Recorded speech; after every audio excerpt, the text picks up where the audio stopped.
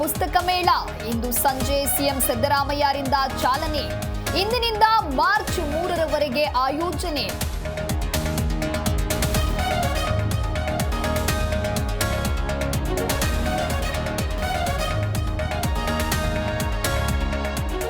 ಎಂಬತ್ತೆರಡನೇ ವಸಂತಕ್ಕೆ ಕಾಲಿಟ್ಟ ಮಾಜಿ ಮುಖ್ಯಮಂತ್ರಿ.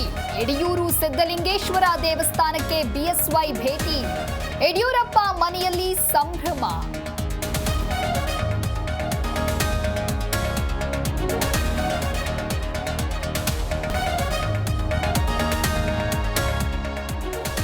ಸಿಎಂ ಬದಲಾವಣೆ ಅಲ್ಲ, ಆ ಸೀಟ್ನಲ್ಲಿ ಡಿಕೆನೇ ಕೂರ್ಬೇಕಿತ್ತು.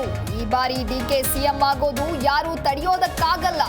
ಹುಬ್ಬಳ್ಳಿಯಲ್ಲಿ ಭೈರವಿ ಅಮ್ಮ ಸ್ಫೋಟಕ ಭವಿಷ್ಯ.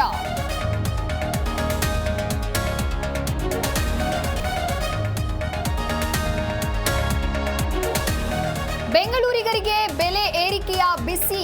ಆಟೋ ಪ್ರಯಾಣ ದರ ಏರಿಕೆ ಮಾಡುವ ಸಾಧ್ಯತೆ. ಪ್ರತಿ ಕಿಲೋಮೀಟರ್ಗೆ 5 ರೂಪಾಯಿ ಹೆಚ್ಚಳಕ್ಕೆ ಚಾಲಕರ ಒತ್ತಾಯ.